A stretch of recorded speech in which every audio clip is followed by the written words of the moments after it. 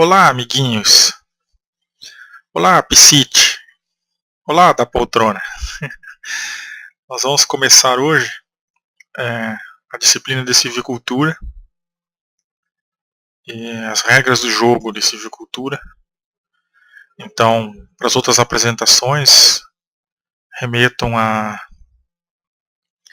ao meu canal no YouTube sobre a introdução à civicultura, metodologia de ensino e também sobre regras do jogo. Eu recomendo que vocês assistam os vídeos sobre evolução. São 2 vídeos que estão lá no canal também, pois o civicultor nada mais faz do que seleção artificial, que é a seleção que Darwin descobriu antes de descobrir a seleção natural. Lá naquela palestra sobre evolução também tem um pouco sobre genética, né? A genética mendeliana, as 2 principais regras. Estudem lá antes de assistir esse vídeo. Bom, para quem me conhece, como diz o gaúcho de Uruguaiana, e para quem não me conhece, o meu nome é Luiz Fernando. E em várias palestras aí tem o e-mail, nessa aqui infelizmente não tem. E no canal tem o e-mail também, caso alguém quiser escrever. Se alguém me oferecer um emprego também eu agradeço. E o aviso tradicional antes de começar qualquer aula. E vamos lá então. O que é importante saber, além do que eu já acabei de mencionar, e ainda vou mencionar, para entender a civicultura? Conhecer o setor florestal mundial, brasileiro, e da região sudeste, aqui no caso de quem vai estudar civicultura na região sudeste.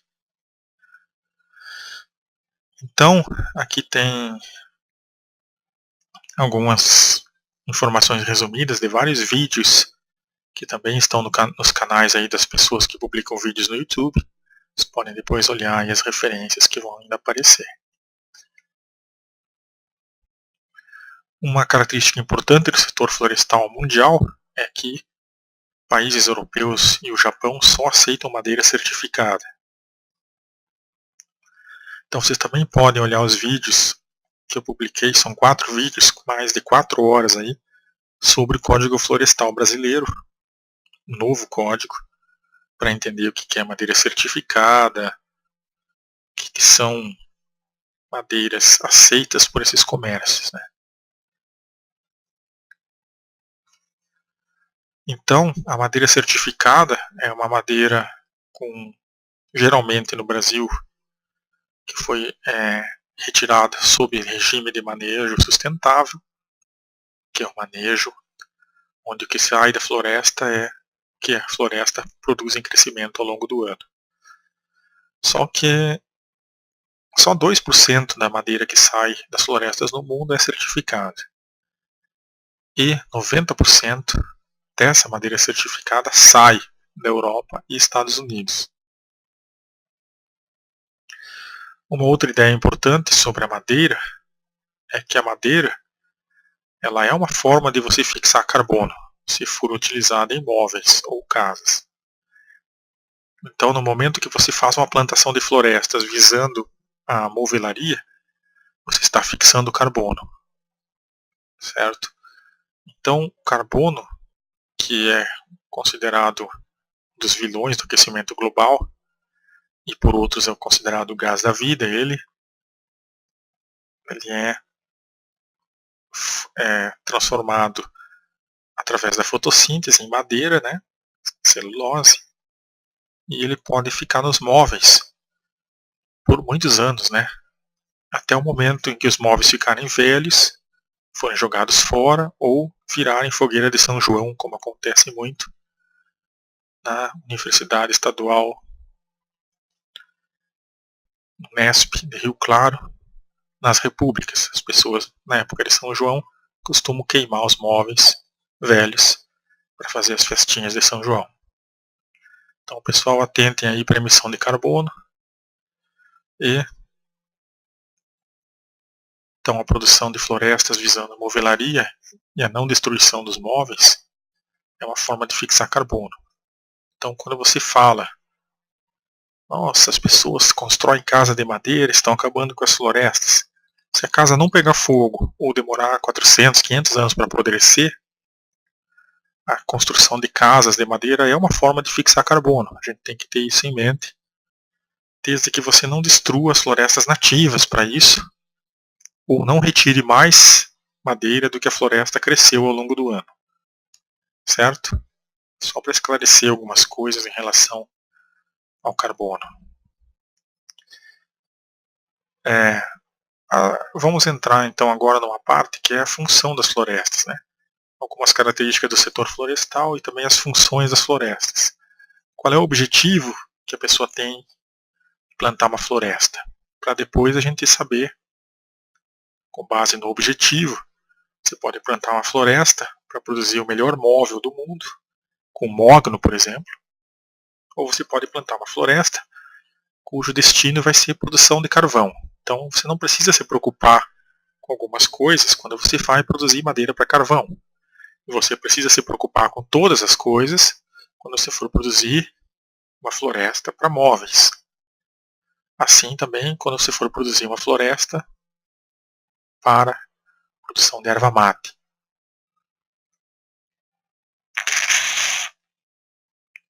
Por falar nisso, eu estou sempre tomando um aqui.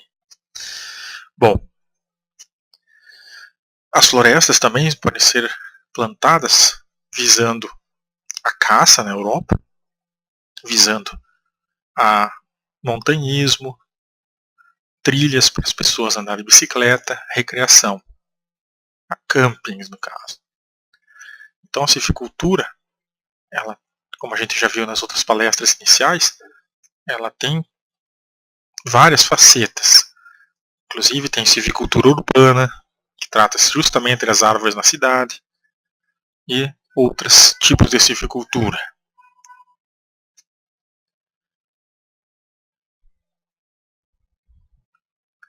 E aí existem, se não me falha a memória, aqui na República Tcheca, casas feitas com toras de madeira no seu estado praticamente original. Eles só vão passar um protetor na madeira, visando que essa madeira não apodreça. Então, algumas florestas, as madeiras são colhidas e transformam-se em casas bastante rústicas, né?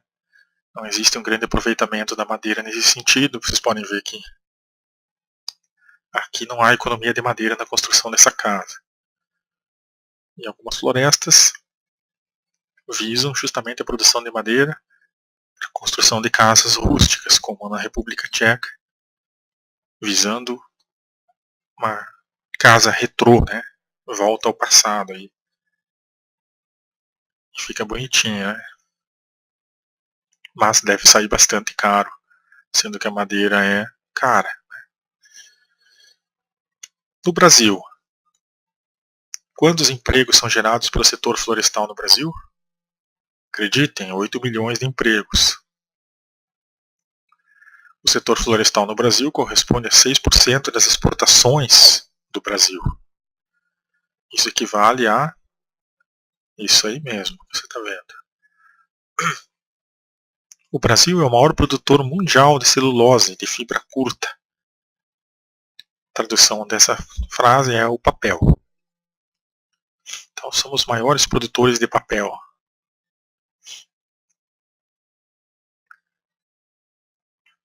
A silvicultura em algumas regiões do Brasil. Sul do Mato Grosso. O sul do Mato Grosso, por exemplo, tem um histórico de produção de algodão, seguido do cultivo de gado, né, e cultivo da soja. A silvicultura pode ser feita visando, sempre nessa questão dos objetivos, produção de madeira para secar a soja. Né? Então, no sul de Mato Grosso vai ser instalada uma grande fábrica de celulose. Eu li há poucos dias sobre isso, já deve estar sendo instalada. E o que sobra dos resíduos da produção de madeira de certas florestas é utilizado para fazer celulose, e o que sobrar da celulose às vezes é utilizado na geração de energia. Então, vejam como a floresta pode ser aproveitada desde o começo, com um fim nobre, e depois para outros fins de recuperação ou conservação de florestas nativas, sendo que se você usar um resíduo industrial para produzir energia, você está preservando florestas nativas de serem cortadas para o mesmo fim, certo?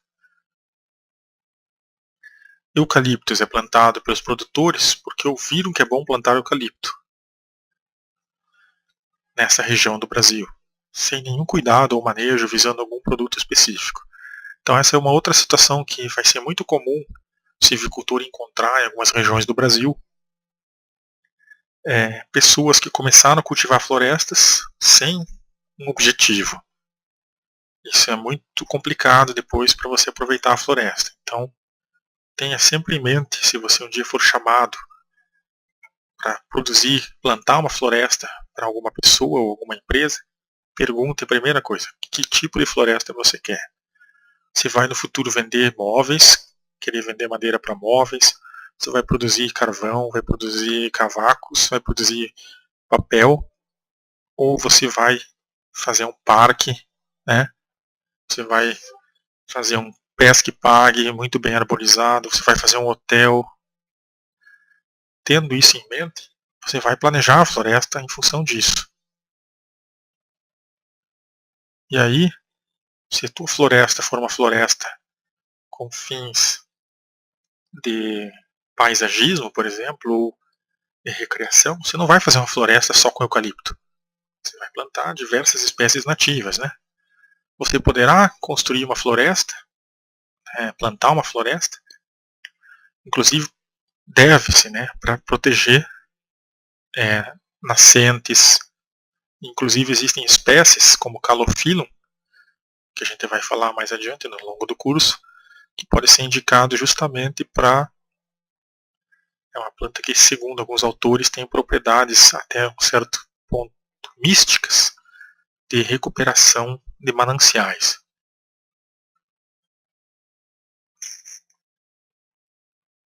Aqui, só alguns dados de quem planta floresta em Mato Grosso do Sul. E existe uma demanda por silvicultores, certo? Na região do Mato Grosso do Sul. Assim como o Brasil inteiro, né? Muitas pessoas usam a floresta também para formar uma espécie de caderneta de poupança. E aí faltam profissionais na engenharia florestal para orientar essas pessoas dos tipos de floresta que eles podem fazer, né?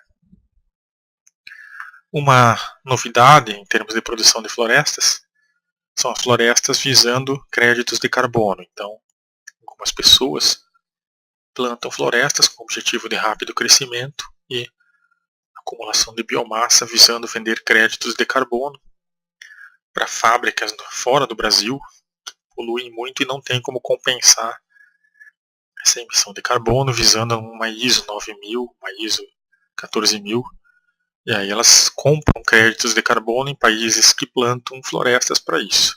Então existe um novo mercado e um novo objetivo no Brasil para produzir florestas. Florestas visando lucro. Só que você depois não pode cortar essa floresta e tocar fogo e fazer carvão, certo? O que mais? Bom, aqui tem as fontes de financiamento, ainda falando de Mato Grosso do Sul. Ainda existem muitas carências no setor silvicultural no Brasil, né? Embora existem grandes avanços também, a gente vai comentar sobre isso. Vamos passando aí para outras situações. Maranhão. O que será que acontece no Maranhão, meu Deus? Imperatriz. Existe lá Suzano Celulose. Né? E algumas coisas bastante, já em termos de empresa, existe sigilo empresarial. Né? As pessoas estão fazendo plantios e técnicas e não dão dicas para os outros não copiarem. Então, como todo setor industrial ou setor empresarial, na silvicultura também existem segredos.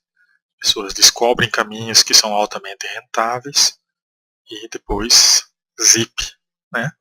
Fecha na boca, não fala mais nada. Então vamos se familiarizando aí com o universo da silvicultura antes da gente começar o curso. Quem escolhe as terras para as empresas comprarem no Maranhão são engenheiros florestais. E aí algumas particularidades do setor florestal no Maranhão. Quantas mudas estão sendo plantadas por algumas pessoas.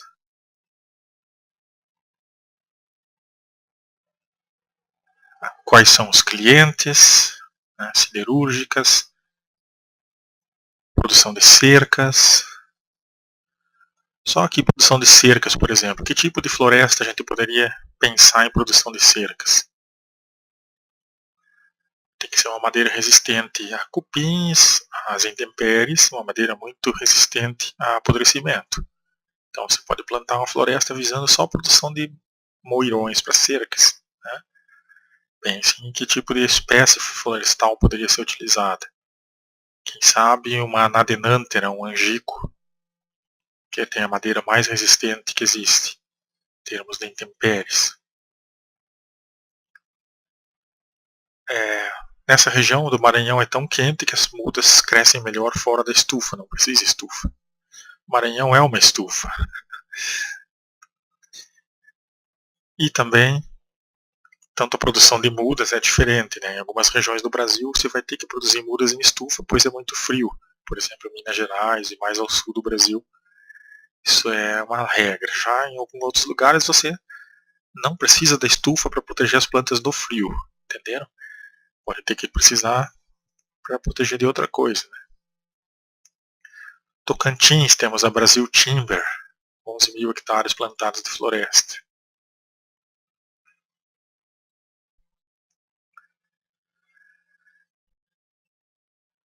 Alguns lugares não existe engenheiro florestal cuidando dos plantios, é o próprio produtor que faz, isso indica que existe uma demanda para engenheiros florestais. Né? Minas Gerais. Minas Gerais é um dos estados mais importantes em termos de produção de madeira para celulose. Percebam que Minas Gerais possui uma área gigantesca plantada de florestas. Né? 1 milhão de hectares não é pouca coisa. Pensem no hectare como sendo um campo de futebol, vocês vão ver que é uma área gigante.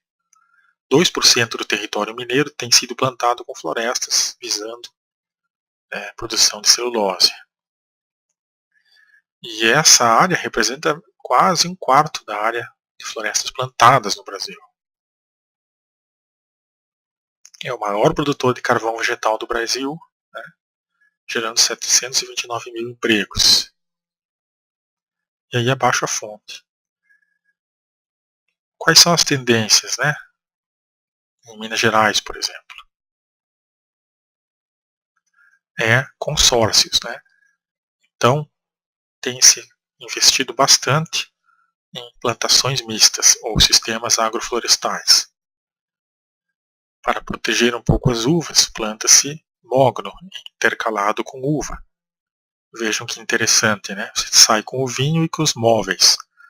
Já faz também o barril para colocar o vinho dentro de mogno para o seu vinho ou o seu whisky. Já vai ter aí um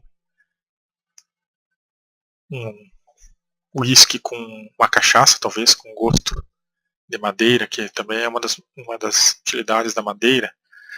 Ela pode passar o gosto para algumas bebidas aguardentes.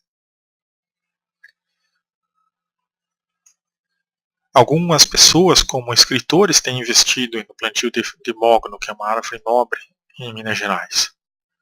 Então, uma das características bastante recentes do setor florestal a nível do Brasil, em Minas Gerais não é exceção, é o plantio de florestas por pessoas profissionais liberais, por exemplo, médicos, dentistas, advogados, que possuem grandes áreas de terra, eles querem tornar a terra produtiva.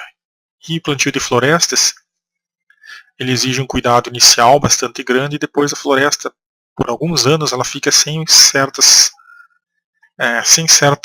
intensidade de manejo, até as desramas e os desbastes que a gente vai ver ao longo do curso.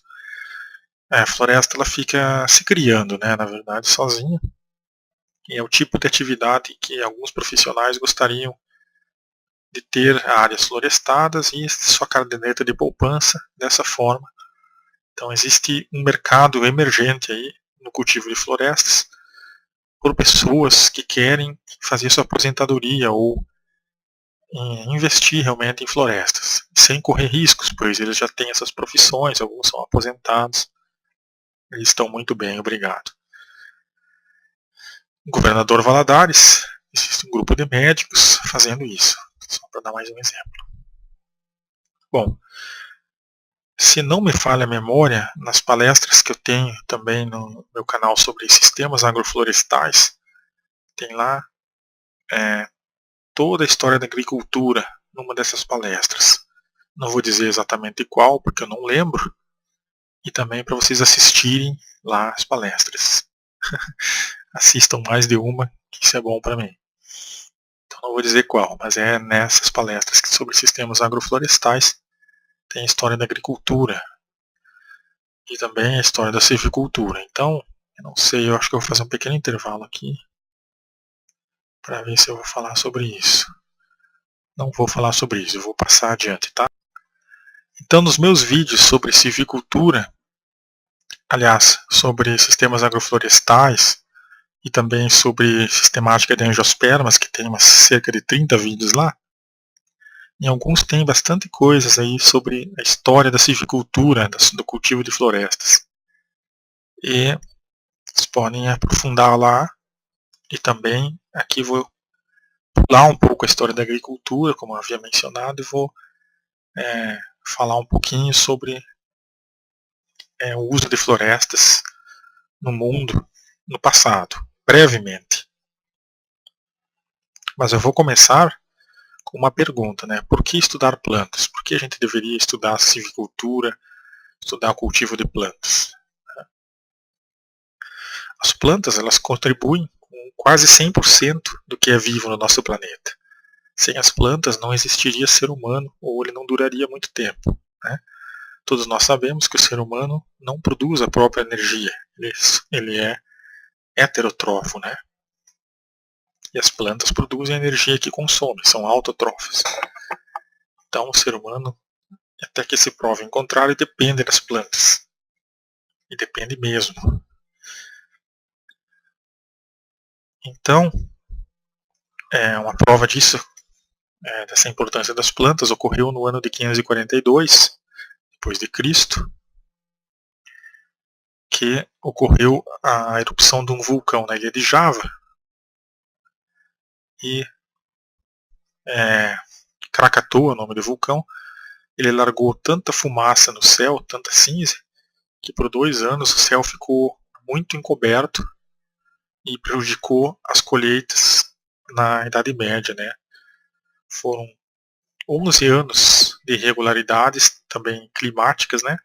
Devido à erupção desse grande vulcão, o que levou a uma grande fome na Europa no ano 460 por aí.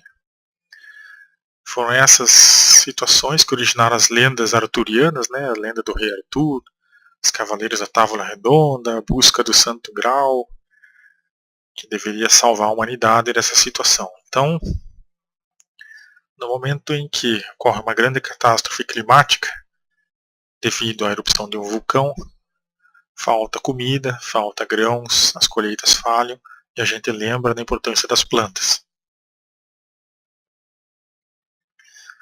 E aí está um exemplo da importância das plantas na humanidade, a produção de madeira, né? A humanidade tem usado madeira desde que começou. Para vocês terem uma ideia, na Roma Antiga, o Império Romano, já antes do século II, século I, tinha devastado 60%, 70% das florestas na Europa. E o imperador Adriano teve que plantar cedro no Líbano pois haviam extinguido praticamente os cedros que existiam no Líbano para construir a frota naval romana. Então a silvicultura, cultivo de florestas, ela começa praticamente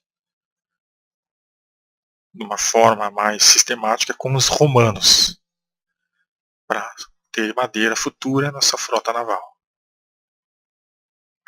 E aí tem uma imagem bonita de uma árvore que existe no Brasil, em Santa Rita do Passa Quatro, que é o grande jequitibá rosa, 4 metros a 6 metros de diâmetro, 45 metros de altura, provavelmente 4.000 anos de idade. Então no Brasil sim, nós temos árvores grandes, e os nossos índios têm utilizado dessas árvores não só a madeira, mas também as castanhas, por exemplo, os óleos e vários outros produtos não madeireiros que se chama, que a gente também vai ver no curso aqui. As plantas devem ser estudadas, devem ser cultivadas para o bem do homem, né, para o bem das próprias plantas, para que a gente não destrua as plantas que estão naturalmente nas florestas.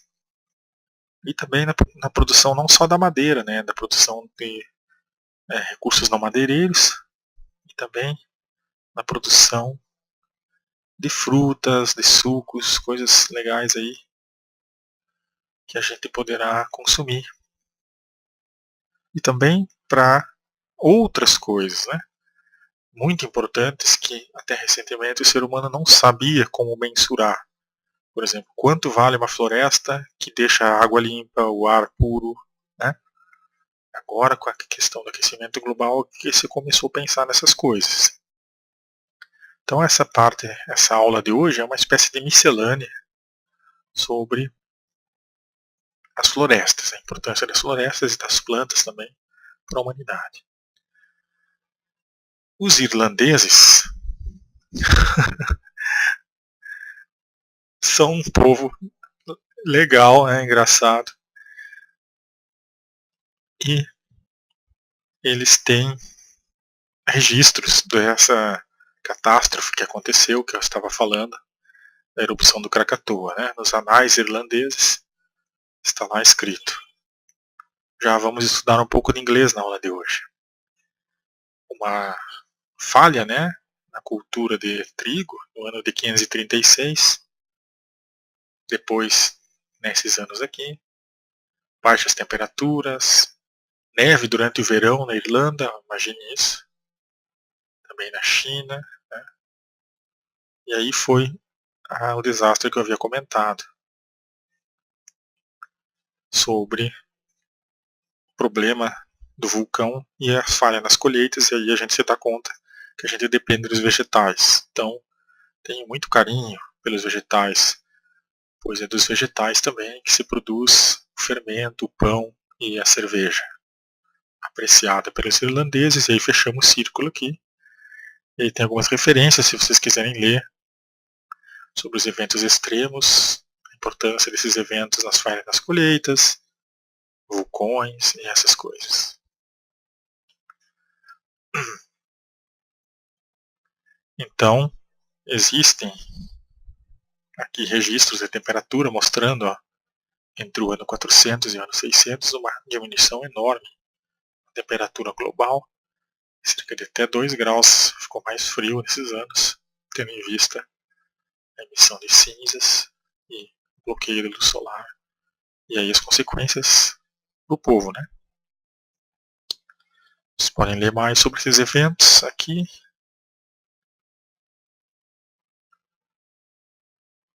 E a moral da história, a dica que fica para o ser humano aqui é essa, né? A gente tem que ter sempre sementes guardadas, pois em acontecimentos como esse, a gente tem que saber recomeçar. Se a gente ficar esperando colher as sementes naquele ano que deu o problema, pode falhar e a gente ficar sem comida, sem madeira, sem frutas, sem nada para o futuro, né? Então esse é o conhecimento que fez com que o ser humano se tornasse sociável, produzisse cidades e tudo mais, e a gente tem que preservar isso, é bastante importante. Então, o silvicultor, ele também é um cultivador de plantas, e está diretamente, sua importância direta no futuro da humanidade.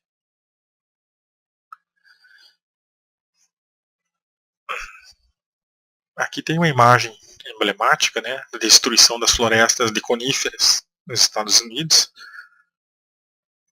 para a utilização da construção de ferrovias, né. Então, isso aconteceu e agora, claro, é proibido cortar sequoia, né. Ainda bem que as pessoas se deram conta que existem árvores que valem muito mais em pé para as pessoas visitarem do que a transformação dessas enormes árvores em barrotes para colocar para fazer os trilhos de trem.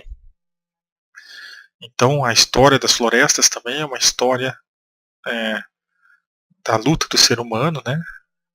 Primeiramente para dominar as florestas, destruí-las, depois um reconhecimento do ser humano de que as florestas não devem ser destruídas dessa forma, elas têm uma função na paisagem, no bem-estar do ser humano, e também é um crime, né, de certa forma, destruir uma planta que demorou 4.000 anos para crescer. Esse conceito se desenvolveu muito nos Estados Unidos com o presidente Roosevelt, né, um daqueles 4 que tem lá naquela imagem, naquela escultura, né, do penhasco dos Estados Unidos, que tem as faces gigantes, se não me engano é Lincoln, Roosevelt, Washington e mais um. E eles, passando agora da Idade Média para a Idade anos 1800, 1900, são responsáveis aí pelos primeiros parques florestais, né, visando manter as árvores em pé para as gerações futuras conhecerem uma sequoia, poderem passar por baixo de uma sequoia, ter essa sensação, não privar as gerações futuras de conhecer como era o nosso planeta. Aqui nós vamos entrar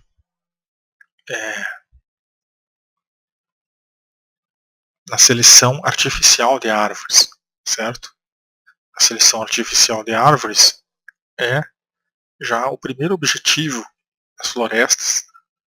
Lembrem que eu estava falando antes desse histórico das florestas, esse breve histórico das florestas, sobre o objetivo da floresta. Então eu vou voltar depois desses assuntos com mais calma e vou apenas comentar algumas coisas nessa aula. A gente vai retornar muito a isso, que é o cerne da questão, né? Tendo em vista que o ser humano destrói florestas, ele precisa plantar florestas para não faltar madeira, não faltar frutos, não faltar produtos florestais, resinas e por aí vai. Nesse sentido, a silvicultura ela tem uma lógica. Qual é a lógica? Nós precisamos ter um objetivo. Nós precisamos de uma floresta para produzir erva mate, por exemplo. Nós precisamos de uma floresta para produzir resina. Então nós vamos selecionar um objetivo. Além de selecionar um objetivo, nós vamos selecionar quais são as sementes para começar a floresta. Sendo que existe uma forma de produzir florestas por semente. Existem várias formas de produzir floresta.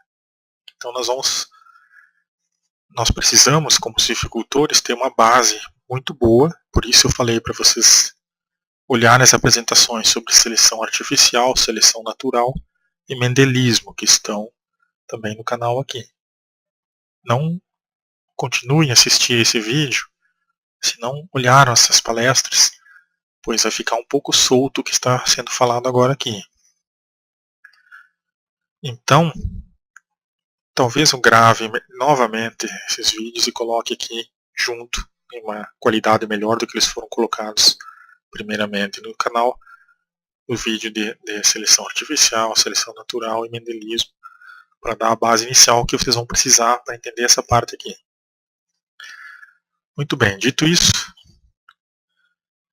existe a seleção artificial de plantas. O ser humano, desde o começo dos tempos, tem escolhido a melhor maçã, o melhor tomate, a melhor abóbora para se alimentar. Ele nunca vai escolher uma uva ruim para fazer um bom vinho. Tendo isso em mente, isso se aplica às árvores. O ser humano, quando planta uma floresta com o objetivo de produzir móveis, ele não vai escolher uma árvore torta, colher as sementes e plantar e fazer a floresta. Pode ser que a floresta cresça bonitinho, mesmo com a sua mãe, sua árvore mãe, né, originada dessa floresta, ter os galhos tortos. Mas geralmente o que acontece não é isso, né? O que acontece é que as árvores puxam aos seus pais. Não só a sua mãe, mas puxam a seus pais. Então, árvores tortas tendem a originar arvorezinhas tortas como filhos. Sempre que a gente fizer seleção artificial, a gente vai escolher plantas com as características que a gente gosta, ou plantas retinhas, com a madeira dura, que não seja atacada por insetos, que tenha uma colpa pequena, uma grande produção de madeira, cresça rápido e produza uma madeira bonita, de excelente qualidade. Esse é um mundo utópico, né? E aí vai escolher as sementes dessas plantas, plantar, sempre de plantas desse estilo, para produzir uma floresta com alto rendimento, alta resistência e tudo de bom. Só que quando a gente faz isso, a gente diminui a variabilidade genética. A gente pega algumas plantas, algumas sementes, de um todo, né? Sempre vai diminuir a variação genética quando a gente selecionar. O que é a variabilidade genética? É o universo de possibilidades que a gente tem para fazer uma floresta. Então, se a gente por algum motivo esquecer de propagar as plantas, porque elas não são legais em certas características, a gente pode, segundo a segunda lei de Mendel, está, ao não propagar essas plantas pela sua tortuosidade de tronco, estar propagando elas só pela retidão do tronco, esquece de propagar as que não são retas, mas elas podem ter, pela segunda lei de Mendel, alguma outra característica muito importante, e a gente diminuindo a variação genética, escolhendo só as retas, deixar de pegar as resistentes, por exemplo. Sigam essa linha de raciocínio. Se você selecionar a árvore só pela retidão, você poderá selecionar as retas e que apodrecem facilmente. Então, a seleção de árvores, a gente vai ver mais adiante como se faz as fichas de seleção de árvores para produção de sementes, coleta e produção de sementes, e vai ver todas as etapas desses processos para a produção de mudas, com algum objetivo sempre em mente.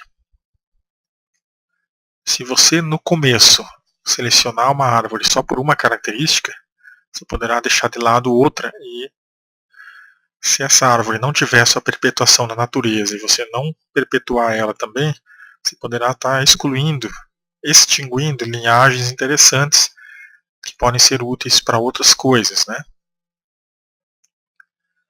Bom, então qual poderia ser um objetivo da seleção de árvores matrizes? Eu posso querer árvores que tenham qualidade, resistência de madeira, conservação pós-colheita. Eu posso querer árvores que tenham determinadas formas. Eu posso escolher árvores que produzam frutas. E a minha função agora é escolher, selecionar árvores com base nas cores das frutas que elas produzem, no tamanho, e nada a ver com a madeira. Certo?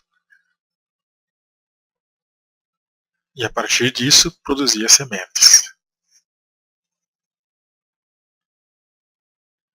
Então, um bom silvicultor, ele deveria, antes de sair fazendo silvicultura, estudar mais, principalmente genética, fisiologia, e aí vai todas as outras, né?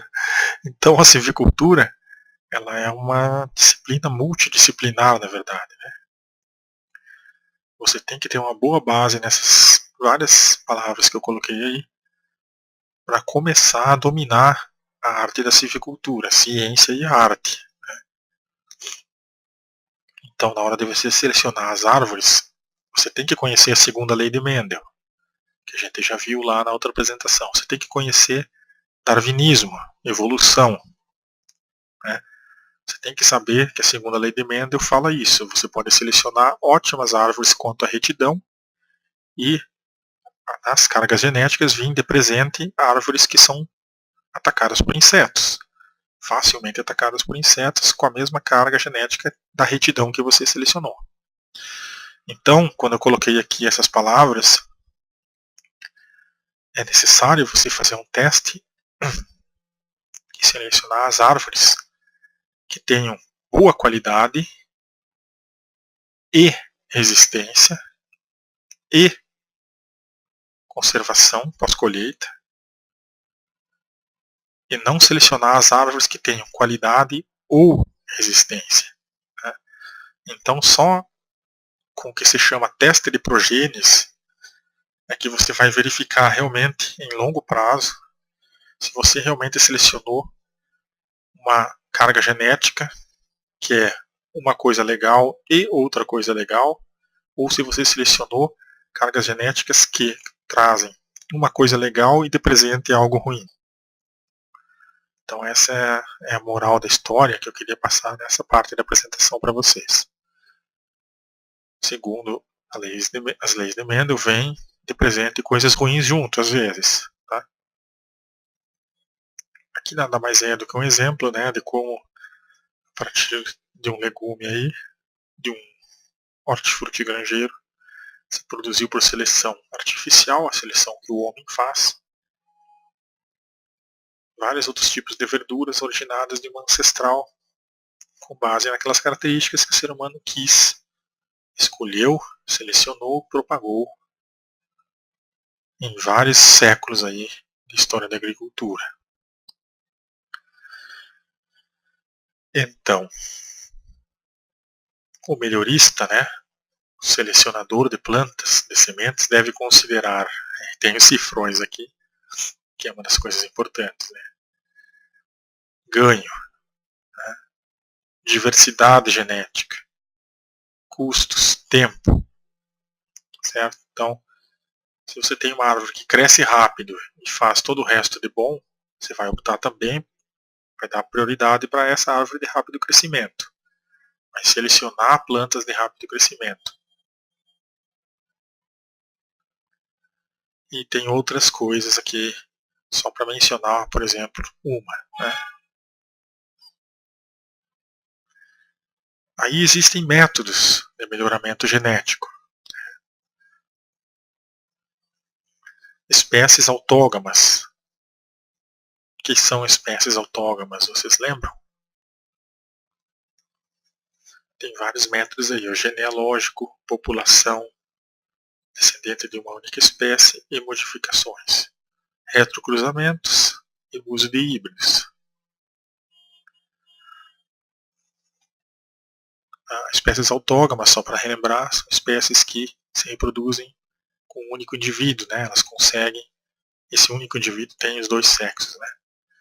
Já espécies alógamas precisa vir pólen de um outro indivíduo para originar um óvulo fecundado, fértil. Retrocruzamento é algo interessante. Aqui são alguns métodos que eu não só falei para vocês que existem, né? E tem outras coisas interessantes. Essa parte da genética é uma parte muito vasta. E é um curso, né? Como eu falei na primeira apresentação. Existem várias disciplinas que a gente tem que estudar para entender as florestas e como fazer silvicultura. Uma dessas disciplinas importantíssimas é a genética. Existem uma série de macetes em genética práticos, né, que tem alta base teórica e estatística, como por exemplo retrocruzamentos. Retrocruzamento nada mais é do que você pegar um rato, por exemplo, que é um rato que você tem características que você gosta, e cruza ele com outro rato para poder ter um ratinho, né? Senão não teria ratinho. Aí, veja que maluco isso. Eu gosto desse ratinho cinza. Aí eu cruzo ele com outro ratinho, que não era cinza, mas precisava ter um outro ratinho. E aí vai originar descendentes. Aí eu posso pegar o resultado, isso é bizarro e pode acontecer, cruzar novamente com aquele ratinho que eu gostei. A própria prole. E dessa forma eu consigo, com esse novo rato aqui, ó, também é cinza, cruzar com outro rato e eles vai se criando linhagens daquele rato que eu gostei. Isso se chama retrocruzamento, certo? Você vai pegando sempre aquela característica que você gostou e vai cruzando. Não tantas vezes com o rato original, pois isso pode causar endogamia, né, que é a erosão genética. Mas você insere diversidade genética aqui, mas sempre fazendo com que aquela característica que você gosta seja reproduzida mais vezes. Soa um pouco complicado agora, mas é assim que intuitivamente o ser humano tem feito para produzir, né, as plantas que ele gosta. Né? Ele pega uma planta que ele gosta, essa planta dá semente, aí cruza novamente com aquela planta original e vai transformando todas as plantas que ele cruza em relação cada vez mais parecidas com a planta que ele gosta. Isso é uma forma de você produzir linhagens de plantas com características que você deseja. Outra forma é a seleção artificial pura, ou seja, você deixa os cruzamentos ocorrerem naturalmente ao acaso e seleciona sempre aquelas 4, 5 que você gosta mais, ou 50, e aí vai cruzando entre elas, e aí a partir disso faz seu material para produzir sua floresta.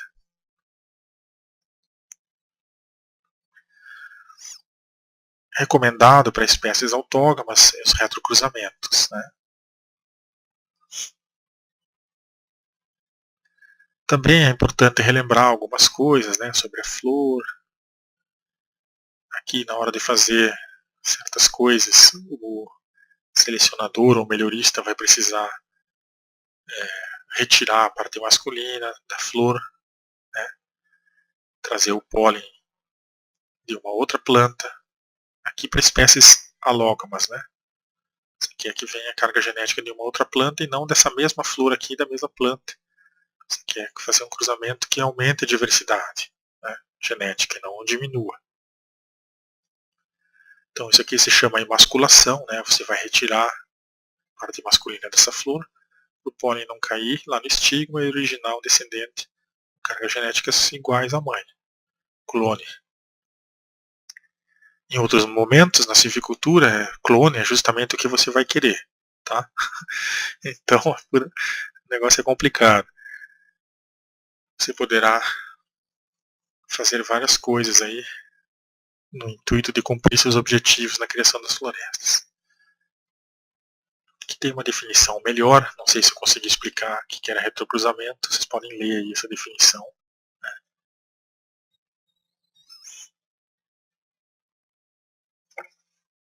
Identidade genética se chama retrocruzamento, é a produção de identidade genética.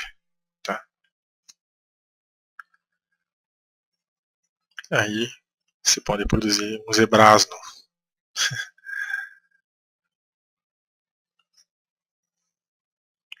Então a moral da história, um dos métodos de você produzir florestas é: quer que a descendência, né, que os filhotes fiquem parecidos com alguma coisa que você gosta? Ah, eu quero que todas as árvores que eu plantar no futuro sejam iguais àquela árvore retinha, bonitinha, que eu encontrei lá na floresta. Faça cruzamentos do teu material genético com esse material genético desejado. Então você vai pegar outras e vai cruzar com ela repetidas vezes até produzir em larga escala aquele tipo de árvore. Tá? Aí, ó, retrocruzamento, ou seja, criação de linhagens com galos. Essa galinha da esquerda não é a galinha que eu quero. A galinha que eu quero é a galinha asila. Né? Então, cada vez que eu cruzar o descendente da galinha que eu não quero com a galinha que eu quero, ela vai ficando mais próxima à galinha que eu quero. Até que no futuro várias gerações, né? Geração 4, geração 3, eu vou fazendo com que vai desaparecendo a galinha da esquerda e eu fique com galinhas cada vez mais parecidas com a galinha da direita. Por que é interessante isso? Porque eu mantenho a diversidade aqui genética. Ó. Essa galinha ela entra na jogada, esse frango entra em campo. Se eu fizesse somente essa galinha sozinha, não ia conseguir fazer nada, na verdade. Precisa de uma outra galinha, aí que tá. Não sei se vocês pegaram essas ideias, espero que sim. E aqui eu sempre introduzo um pouco de variação, pois lembre daquele slide, né? Sem variação não há evolução, né? Você não consegue fazer. Se você tiver todos os descendentes iguais, porque não existe variação genética, você não tem como selecionar nenhum melhor ou pior, eles são todos iguais. Lembrem das palestras de evolução, vocês vão lembrar do que eu estou falando agora. Com flores, a mesma coisa, né? Com frutos, a mesma coisa. Então, o retrocruzamento parte de uma variedade de elite, aqui, cruza com uma outra variedade, aí origina ó, um pouquinho mais parecidinho, ele era bem diferente desse, ó. Agora origina um pouquinho mais parecidinho com aquele lá. A partir desse aqui, ó, lembre. Né? Tá? Aí eu cruzo ele de novo com aquele lá, vai produzir esse aqui. Cruzo de novo com aquele lá, vai produzir esse aqui. Né? Por exemplo, esse aqui ó, é resistente a pragas, mas tem os frutos pequenos, aqui na sua origem. Ó. E esse aqui, ele produz os frutos grandes, mas ele não é resistente a pragas. Então, se eu quiser que a resistência de pragas desse entre em contato com o material genético desse e origine um que una a resistência à praga e o frutinho grande, crie uma coisa que origine as coisas boas de um e de outro, eu tenho que fazer esse retrocruzamento. Pegaram a ideia? Então eu vou cruzando esse aqui que é resistente com esse que tem o fruto grande, para originar esse aqui. Mas eu só quero um pouquinho da resistência dele, quero que ele fique mais parecido com esse, na verdade, que o que eu quero é frutos grandes. A resistência eu quero também, mas não tanto. Só quero que tenha resistência. Aí eu cruzo de novo, vou cruzando, até que eu vou ter no futuro o quê? Uma variedade que se chama melhorada, né? Com os frutos grandes, não perdeu, e com a resistência que ela não tinha. Pegaram a ideia? Acho que deu, né? A vantagem disso é que se os pais possuem um genótipo puro, no final do processo, o genótipo puro é recuperado. Tá? Desvantagens. Não se aplica bem a segunda lei de Mendel. Tá? É um tipo de herança genética na qual participam dois ou mais pares de genes com segregação independente. Então, sempre que houver segregação independente, lembrem lá de Mendel, por exemplo, a cor dos olhos pode não ter nada a ver com a cor dos cabelos. Então, se eu utilizar esse tipo de característica, esse tipo de planta, vai resultar em um efeito cumulativo de vários genes envolvidos, né? Cada um contribuindo com uma parcela para a formação da característica. Deixa eu parar um pouquinho para pensar como é que eu vou explicar isso. Ah, lembrei, olha só. Vamos supor que esse aqui ó, ele traga a resistência que eu queria, mas ele traz, além da resistência, que era só o que eu queria dele, ele traz um monte de outra coisa junto. Então tem que se estudar geneticamente isso. Se ele só traz resistência, se ele traz resistência, mas traz raiz que apodrece fácil junto.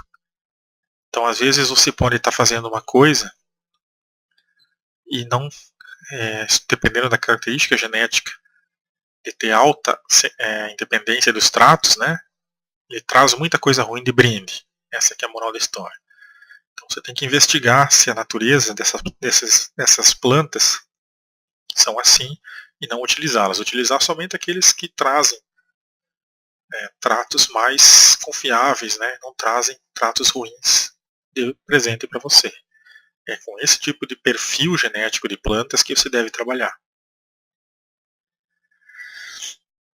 Esse tipo de técnica de retrocruzamento que nós estamos falando Ele é mais limitado para transmitir características recessivas. Certo? E aí tem algumas questões técnicas aí de genética, né?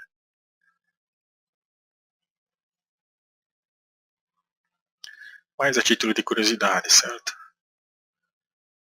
E uma moral da história importante aqui é que esse método pode demorar muito tempo, né? Pode levar anos, dependendo de árvores, pode levar centenas de anos, né? Quando as espécies são alógamas, né, nós podemos fazer o que se chama de seleção recorrente, né, concentração de alelos favoráveis. Alelos, na verdade, são só versões diferentes de um gene. Né? Podemos produzir híbridos, melhoramento de variedades e linhagens. Então, a seleção recorrente é aquela seleção que se repete várias vezes. Um ciclo de seleção recorrente envolve basicamente 4 fases.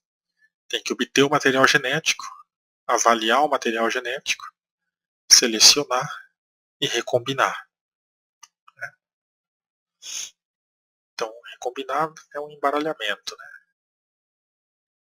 Você repete esse ciclo aqui, que aqui está representado por esse asterisco, repete A a D várias vezes, você vai obter o que se chama de seleção recorrente.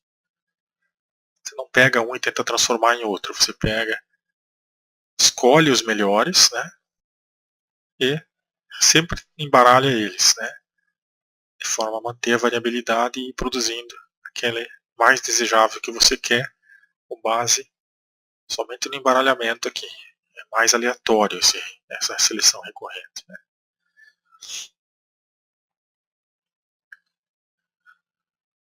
Né? Você tem que obter as progenes, né, que são o material genético inicial,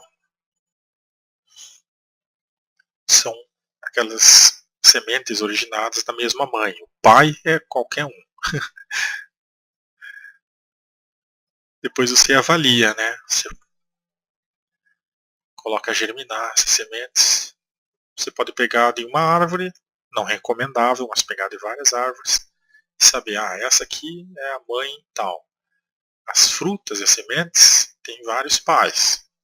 Da mãe número 2 tem outros vários pais. E aí você vai com 50 mães obter 50 mil sementes e vai colocar para germinar e avaliar. E aí vai avaliar essas sementes, essas mudinhas que nasceram, quanto aquilo que você deseja. Eu desejo que elas cresçam rápido, beleza. Então quando ela é pequena você já sabe o que vai acontecer, né? Mas elas crescem rápido em Santa Rita do Sapucaí, Minas Gerais. É suficiente para eu plantar essa planta na região sudeste? Não. Então por que tem que ter muita semente e muita planta aqui para fazer isso? Porque eu vou precisar dessas mudinhas, sementes, e plantar elas no campo, né, na área de plantio, em vários locais. Legal, ela foi ótima em Minas Gerais, cresceu rápido. Será que no Ceará ela vai crescer rápido? Então pega bastante material, propaga mais ainda, leva em diferentes locais. Pois algumas linhagens aqui, né, poderão se dar muito bem em Minas Gerais e morrer tudo em Maranhão. Você não quer isso, né? E aí tem toda uma estatística pesada aqui para ver o que vai acontecer em termos de resultado, que mais ao longo do curso eu explico. Depois que você fez tudo isso, né, você vai saber, tais linhagens aqui foram as que cresceram mais rápido e se reproduziram bem em todos os habitats, todos os estados do Brasil. É essa que eu vou partir para utilizar na minha silvicultura. Né?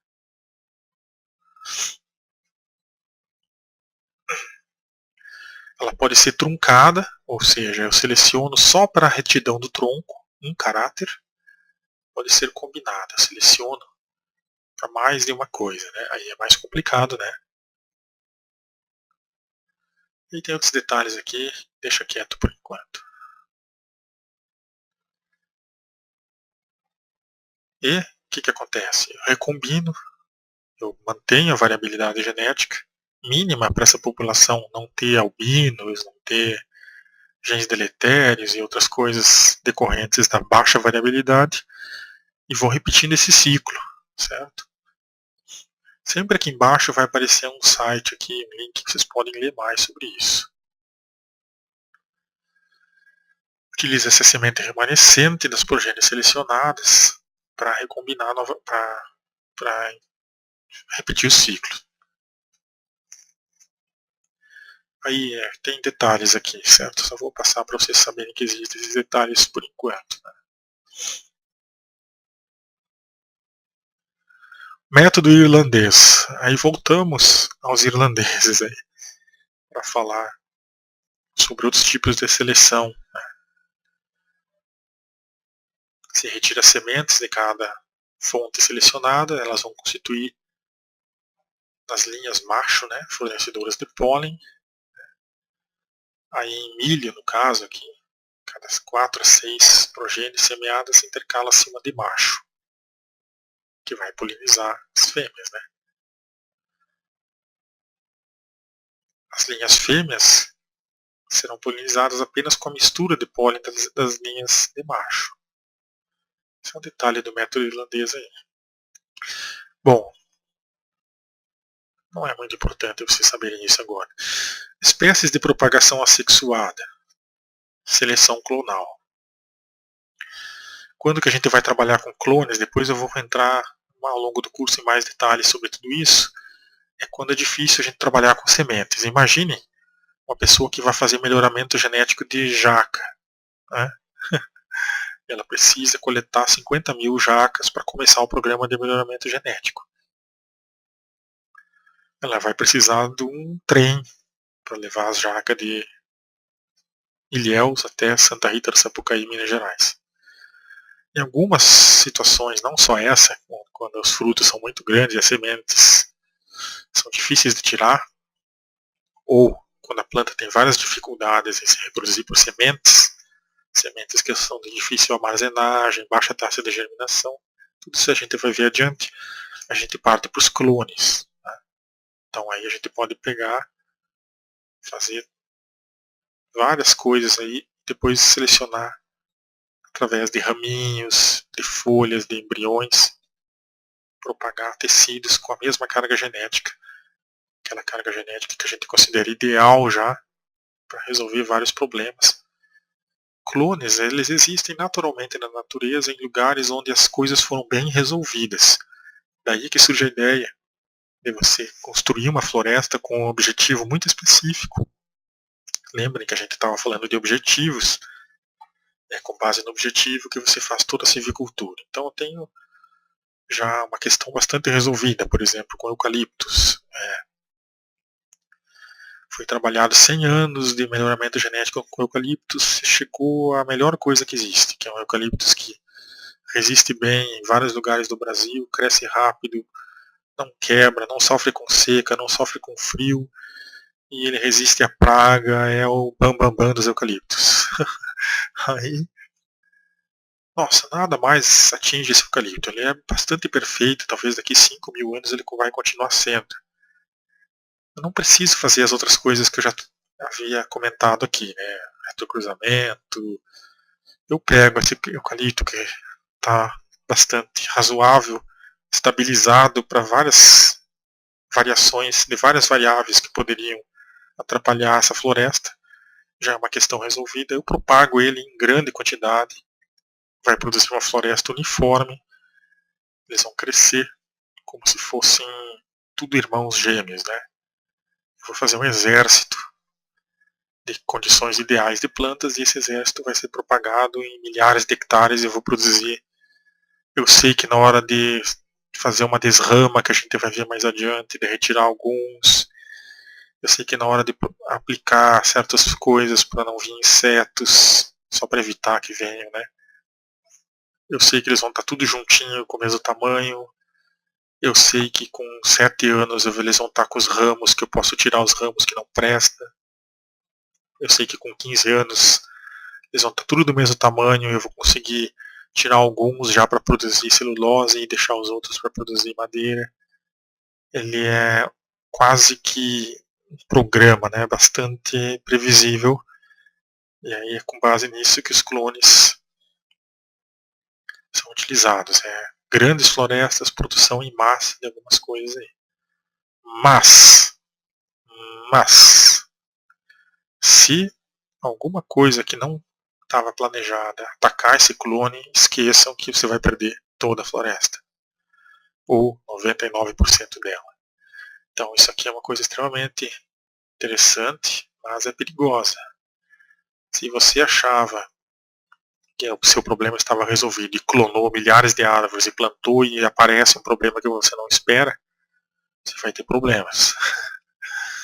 Depois a gente retorna com mais calma. Por isso já está aqui. Retomaremos isso mais adiante. Agora é só para introduzir vocês. Então essa foi o que? Uma breve introdução à seleção de plantas. Já fechamos 1 hora de aulinha e por enquanto acho que é o suficiente. Daqui a pouco, nos próximos vídeos postados no meu canal, vocês vão ver um pouquinho mais sobre seleção clonal. E a gente vai entrar na seleção de árvores matrizes com alguns objetivos aí. Como que eu seleciono árvores? Nós vamos entrar etapa por etapa nesse processo todo e depois a gente vai voltar à genética mais adiante. Vamos pegar um objetivo qualquer e vamos selecionar as árvores para esse objetivo. E vamos ver aí como que a gente faz, né? Como que a gente dá nota para as árvores de 1 a 10, uma característica, em outra. Depois combina a nota de características até formar a nota final da árvore. É como prova mesmo de colégio. Como quesitos, né? Bateria, comissão de frente, e aí soma e faz a média lá e a nota da escola e tal. A gente vai ver tudo isso. E aí, como preenche as fichas, etapa por etapa. Depois dessa etapa inicial, de já ter uma floresta em mente, de selecionar as sementes, a gente vai partir para toda a parte de coleta, de como que eu coleto as sementes, como que eu faço as mudas, e aí vem a parte legal do curso.